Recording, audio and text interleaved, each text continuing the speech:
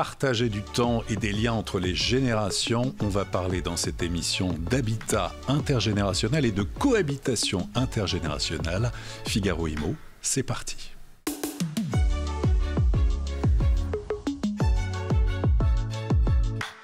Deux invités sur le plateau de Figaro Immo qu'on est très heureux de recevoir aujourd'hui. Colline Guénel, bonjour. Bonjour. Vous êtes fondatrice de Colette Club. Et Serge Leboulch, bonjour. Bonjour. Fondateur de Réciprocité. C'est ça. On va parler ensemble d'habitat intergénérationnel, de projets, de développement. Voilà, de cet habitat, ce lien entre les générations. Mais tout d'abord, en introduction, j'ai envie de vous demander... vous menez bien sûr des actions au quotidien, mais d'où vous vient cet intérêt, peut-être cette passion pour les liens entre les générations? Serge? Je pense qu'il y avait un terreau sur la prise de conscience du vieillissement et des bonnes conditions de vieillir chez soi dans son quartier. Et puis un élément déclencheur qui était une visite d'une résidence intergénérationnelle dans le cadre de l'habitat alternatif allemand en 2011. Et là, j'ai été à la fois bluffé, j'ai été ému, presque bouleversé par ce qui se passait là-bas. Une vraie mixité générationnelle, à la fois dynamique et joyeuse. Et c'est ça que j'ai voulu introduire en France, bien sûr. Colline? Alors de mon côté... Y a-t-il eu un déclic? Oui, avant que les liens intergénérationnels et l'habitat partagé soient une passion, moi ma passion c'est plutôt l'humain. Je suis psychomotricienne de formation et avant de me lancer dans le projet Colette, je travaillais plutôt dans la petite enfance. Et mon envie déjà d'entreprendre dans le monde des seniors est venue assez rapidement. C'est vrai qu'il y avait plus d'initiatives côté jeunes enfants que seniors. Et je pense que l'histoire de ma grand-mère, qui est une histoire assez classique, c'est une grand-mère qui habite toute seule en Normandie dans sa maison et qui a perdu en capacité hyper rapidement, notamment dû à l'isolement et au manque de relations sociales quotidiennes. Et c'est à ce moment-là que j'ai eu un déclic, il faut absolument lutter contre l'isolement des seniors.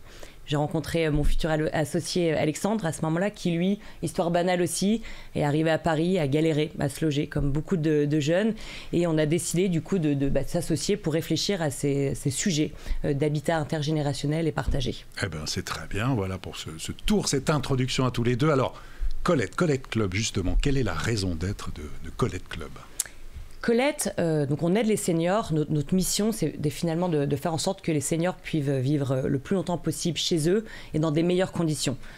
Dans des meilleures conditions, ça veut dire avec du lien social, avec une présence d'un jeune à domicile, avec une utilité sociale qui est difficile au moment du passage à la retraite, notamment. On a le sentiment de ne plus servir à grand-chose, malheureusement.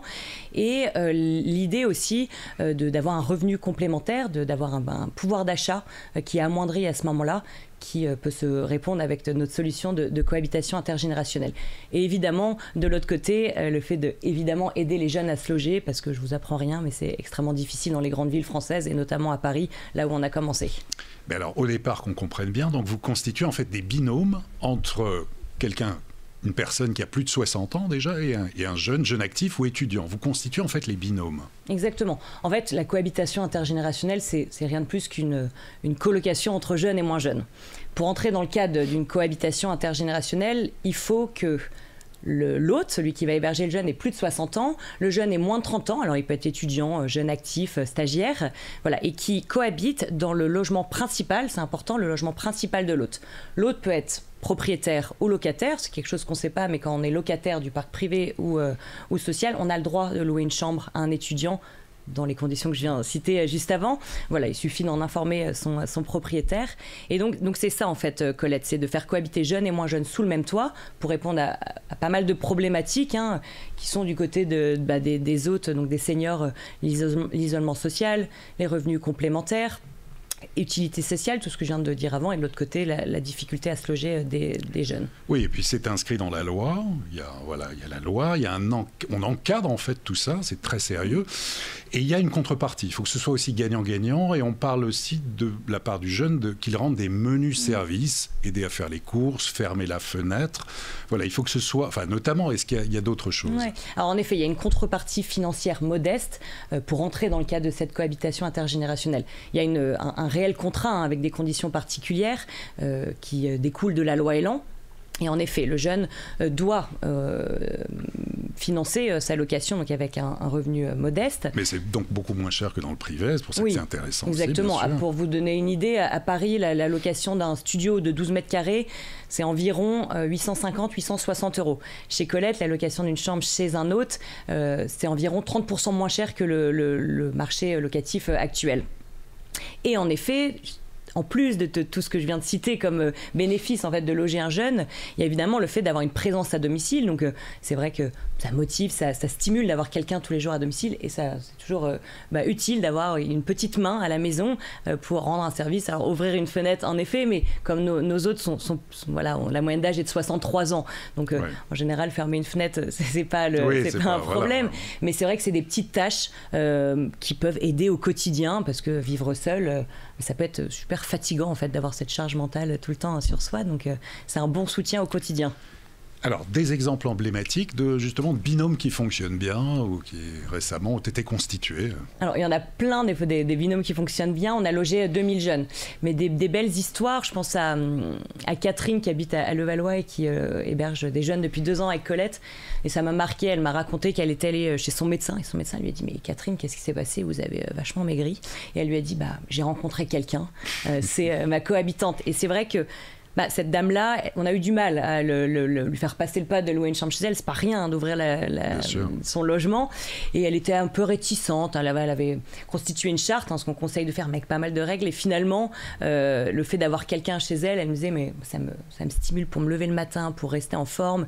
Et puis ça lui a procuré tellement de bonheur que ça l'a poussée à maigrir pour ses problèmes de santé. Donc c'est une très belle histoire. Je pense aussi à Camille et Françoise qui cohabitent dans le 12e arrondissement et qui, au début, avaient décidé de ne pas partager les repas ensemble. Mais en fait, 6 mois après, on les a appelés. On a appris que tous les soirs, Camille s'occupait des légumes et des féculents. Et de l'autre côté, François s'occupait de la viande et du poisson. Et donc, c'est des personnes qui se retrouvent finalement à dîner ensemble tous les soirs, ce qui n'était pas réellement prévu au début de leur cohabitation. Très bien. Serge, maintenant. Serge Le Boulch. Alors, créer des lieux qui créent des liens, ça c'est l'ambition de réciprocité. D'où est partie l'idée? Qu'est-ce que ça représente aujourd'hui? Bon, déjà, je suis sous le charme de ce qui vient d'être dit, et je m'y retrouve tellement. Comme je disais, c'est la volonté de transposer ce modèle de résidence intergénérationnelle que j'avais vu en Allemagne et qui me semblait paraître plein de vertus. Pouvoir héberger 4, voire maintenant 5 générations dans un même ensemble résidentiel et créer cette mixité c'est-à-dire ce lien social, cette relation humaine entre des gens d'âge et de générations différentes. C'est ça que je voulais faire, que nous voulions faire dès l'origine. Donc on a, dès 2011, créé un concept. On a été voir des élus, on a été voir des bailleurs sociaux, des promoteurs, on a essayé de comprendre quels étaient les besoins. On a vu qu'il y avait un immense champ de possibles, mais pas grand-chose qui était fait, y compris dans les politiques publiques. Donc il fallait vraiment faire bouger un petit peu les choses. Beaucoup de retard, on a vu. Oui, beaucoup de retard sur les expériences de quelques-uns de nos voisins européens. Alors ça se tenait d'ailleurs, parce qu'en fait, le vieillissement en France est arrivé un petit peu plus tardivement, par exemple, qu'en Allemagne, pour d'autres raisons. Et puis, dans le logement social, ils avaient beaucoup d'autres sujets à régler. Donc, comme on s'est, a priori, d'abord consacré à développer cette offre à destination du logement social, il nous fallait trouver les partenaires qui acceptent, alors qu'on venait de se créer, from scratch, qui acceptent de nous faire confiance. Et donc, le premier de ses clients a été 1001 Vie Habitat, qui est un gros bailleur social de la région parisienne, implanté dans d'autres régions de France, et avec lequel nous avons déposé une marque, après avoir commencé à développer le projet sur une résidence près de Lyon, qui s'appelle Cher Voisin, et on a développé ce premier concept d'habitat intergénérationnel, solidaire, inclusif, dans le logement social avec ce bailleur. Et on continue aujourd'hui de travailler avec eux. Quelques années plus tard, on a rencontré Eiffage, qui est un promoteur, et qui nous a demandé, là aussi, de travailler avec eux sur la naissance d'un concept de résidence intergénérationnelle faite par un promoteur, donc avec de la programmation urbaine, architecturale, paysagère, organisationnelle, et faire avec cette programmation du hard, travailler sur la question de l'ingénierie sociale, de l'accompagnement, très important pour que ces projets résidentiels puissent perdurer dans le temps. Donc voilà, on a développé Cocoonage avec cette société. Exactement. Oui. Combien aujourd'hui il y en a? Aujourd'hui, on en a livré 20, la 20e récemment, et on en a encore peut-être une petite dizaine dans les tuyaux. Donc c'est une vraie réussite. Franchement, c'est une vraie réussite. Et Chers Voisins avec 1001 Vies et Cocoonage avec Eiffage. C'est 20 résidences, 65-70 logements à peu près de moyenne. Ça fait beaucoup de gens qui ont... Et la dernière a été inaugurée récemment? Alors oui, il y a eu Montigny-les-Metz très récemment, dans un quartier très emblématique, puisqu'en fait on s'attend à ce que cette maison des projets, puisque une résidence intergénérationnelle, c'est un immeuble, 20 à 100 logements, et au pied de cet immeuble, une maison des projets, un tiers-lieu dans lequel il se passe plein de choses, des échanges, du partage, des repas partagés, des cafés, des activités, etc. Tout ce qui a été décrit également à l'échelle du logement, mais là c'est fait à l'échelle d'une résidence. Et cette maison des projets devient très rapidement la maison de quartier, le lieu du vivre et du faire ensemble à l'échelle d'un quartier. C'est ce qui est beaucoup attendu aujourd'hui à Montigny-les-Metz, puisqu'il s'agit d'un nouveau quartier, de faire la couture avec le centre-ville. Et vous avez, justement, parce que là, ça mixe en fait les générations, des plus âgés, donc des aînés, mais aussi des plus jeunes, vous avez des gestionnaires de proximité. Racontez-nous. Oui, c'est l'essentiel de notre activité. On est 60 aujourd'hui. Sur les 60, il y a 30 personnes qui sont des sociologues, des architectes, des urbanistes et qui travaillent sur des études, donc qui s'adressent aux sachants, à tous les acteurs de l'habitat. Et puis on a une trentaine de personnes qui sont, elles, principalement des femmes, qui sont des gestionnaires animatrices et qui vont effectivement, avec les habitants, co-construire le projet résidentiel. Indispensable. Ah, ben c'est la pierre angulaire de nos dispositifs. C'est-à-dire qu'on croit beaucoup à ces relations de proximité. Et à l'échelle d'une résidence ou d'un quartier, ces relations de proximité, il faut qu'on puisse les faciliter, qu'on puisse les aider. Et donc ces gestionnaires animatrices sont là pour ça. Elles sont là pour co-construire avec les habitants leur projet résidentiel basé sur une solidarité de voisinage accompagné. Et puis à propos de solidarité de voisinage, il y a maintenant aussi un magazine, Intergé. Ouais.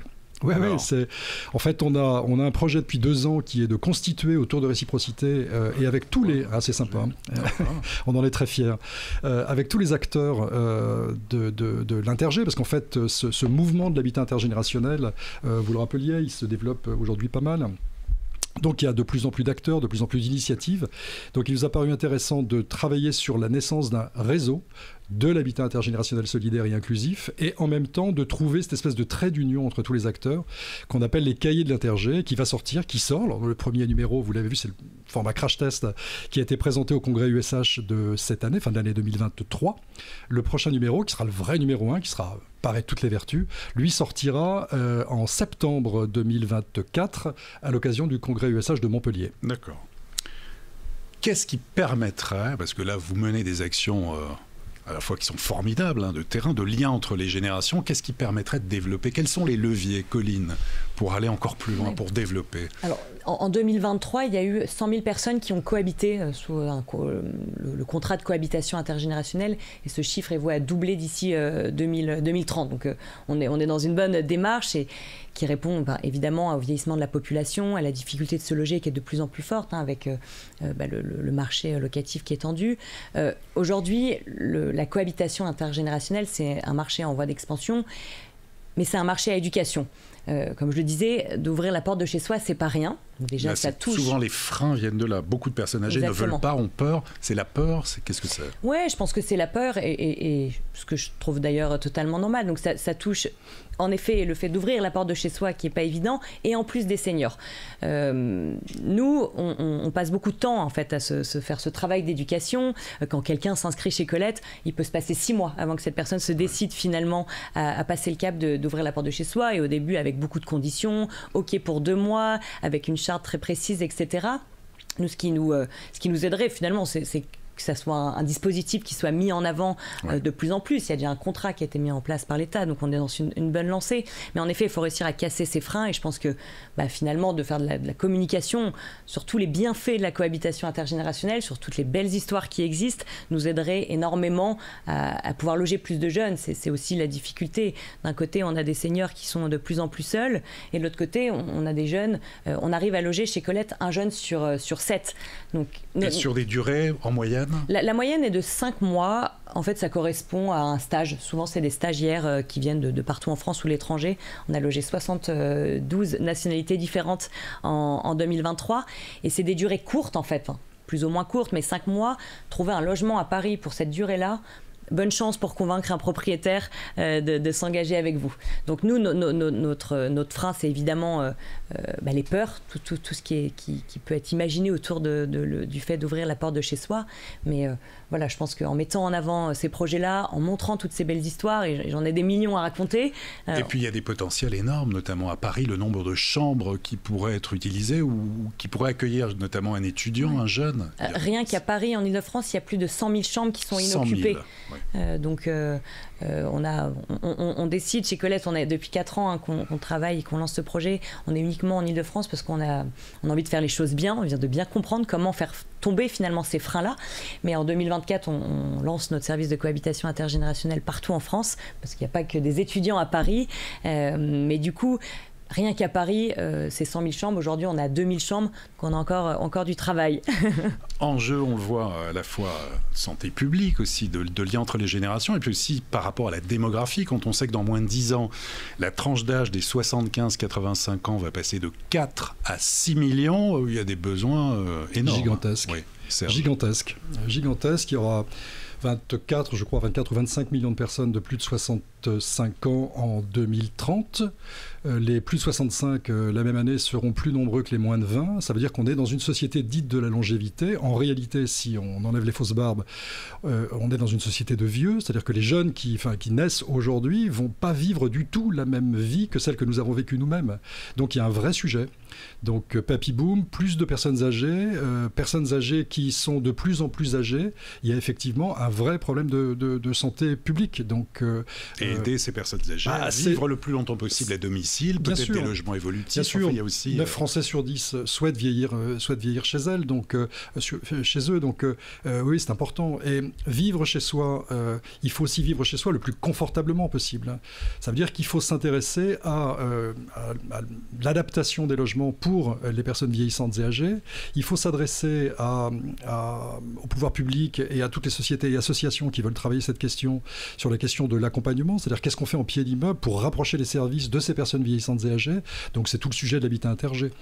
La vie, c'est la relation humaine, c'est le lien social, c'est ce qui va promouvoir à la fois la santé, le bonheur. Donc il faut de l'habitat intergénérationnel et de la cohabitation intergénérationnelle partout. Alors quel levier, Serge? Si vous deviez passer 2 ou 3 idées... j'ai peut-être deux sujets. Alors je vais tout de suite au deuxième qui m'a été soufflé par ma voisine, parce qu'effectivement il y a un problème de communication et je pense qu'il est très vaste. Le problème de communication, il s'adresse à nous tous, sur la question du vieillissement. On va tous vieillir si tout va bien. Notre rapport au vieillissement. Mais oui, absolument. on va tous vieillir. Donc on a des parents, des grands-parents, et puis nous-mêmes bientôt, qui allons devoir nous préoccuper des bonnes conditions du vieillissement. Et comment est-ce qu'on fait pour vieillir chez soi, dans son quartier, de manière confortable, en étant utile également à la société. Donc ça, c'est un vrai sujet. Donc il y a un problème de communication, d'information, de formation même. On a développé une petite formation qui s'appelle Toi, mon toi, qui est vraiment 3 fois rien. Mais c'est une journée qui est beaucoup utilisée par les assureurs, les mutuelles, auprès de leurs clients, pour leur dire, posez-vous la question, vous êtes un jeune retraité, posez-vous la question de votre domicile d'aujourd'hui, de demain. Donc voilà un sujet parmi d'autres, l'information, la formation, la communication. C'est super important. Et puis le deuxième sujet pour nous, c'est quand même un sujet de gros sous, puisqu'en l'occurrence, on a aujourd'hui, grâce à l'aide à la vie partagée, qui est une nouvelle donne, ça nous était permis par la loi Elan aussi, et pour l'habitat inclusif, qui nous permet d'accompagner les ensembles résidentiels grâce à cette aide à destination des personnes âgées ou des personnes handicapées. C'est juste formidable parce que ça n'existait pas. Or, il nous faut absolument trouver des moyens pour pérenniser toutes nos opérations d'habitat intergénérationnel. C'est assez facile aujourd'hui de financer les études, les premières années de la construction de ce projet résidentiel intergé. C'est beaucoup plus difficile de s'inscrire dans la durée. Donc c'est ce qu'on fait depuis 11 ans, mais je dirais que ça ne fait jamais que 11-12 ans qu'on fait ça. Il va falloir qu'on tienne 20, 30, 50 ans. Donc il faut absolument que des mécanismes de financement soient possibles. Il faut absolument augmenter l'AVP. 43 millions en 2023. Il faut aller beaucoup plus haut pour que ça soit possible, à la fois pour nos personnes âgées, mais aussi pour les personnes handicapées. Comment faire, Colline, pour que l'habitat de demain soit plus inclusif, plus solidaire ? Alors déjà, donc, du côté des jeunes, nous, j'en ai pas parlé, mais c'est dur de trouver un logement à Paris, et notamment parce qu'il faut, vous connaissez cette problématique, mais un dossier pas possible qui met des plombs à construire.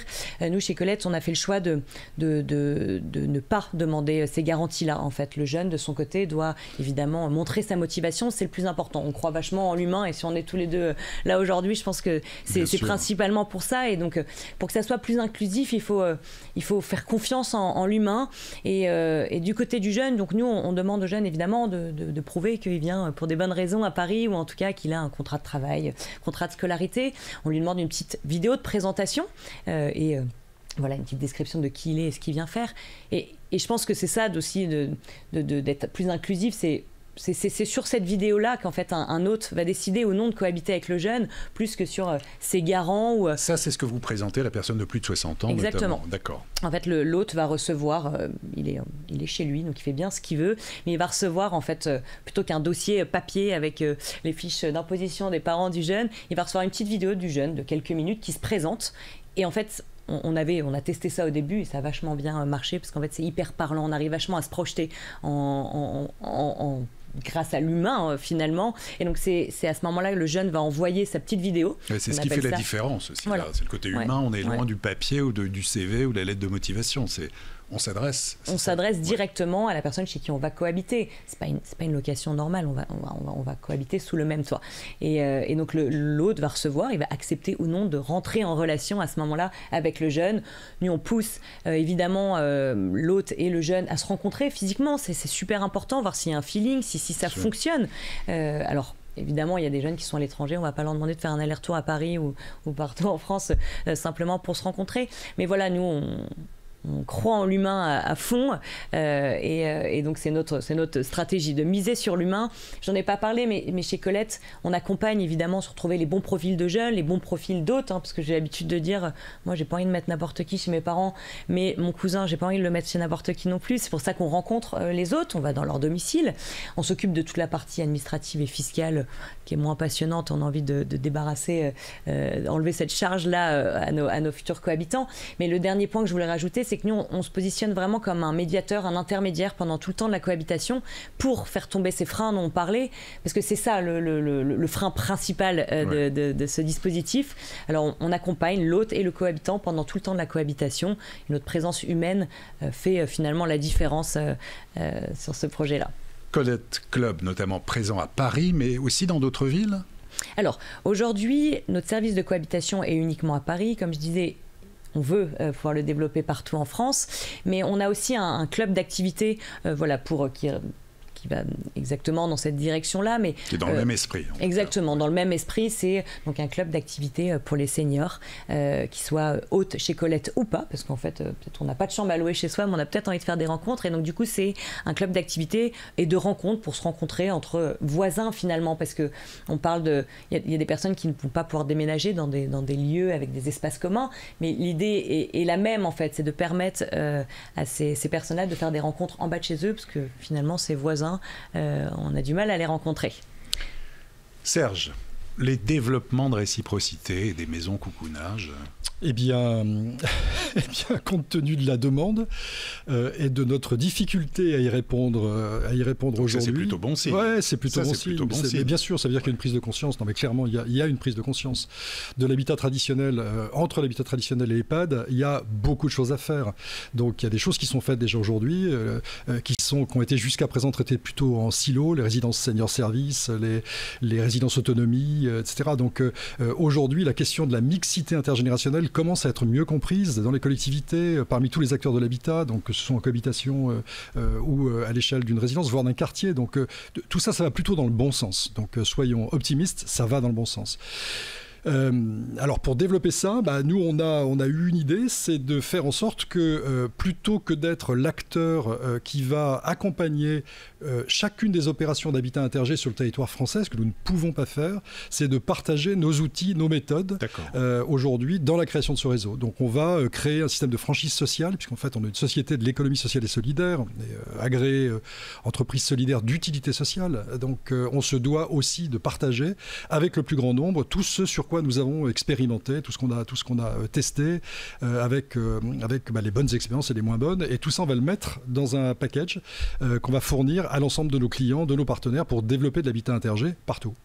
Maison coucounage, oui. D'autres maisons aussi vont voir le jour cette année. Oui, absolument. Oui, tout à fait. On a à Aulnay-sous-Bois, par exemple, pas très loin d'ici, une résidence chez Voisin, mais on travaille avec d'autres bailleurs en région parisienne. On travaille sur toute la France.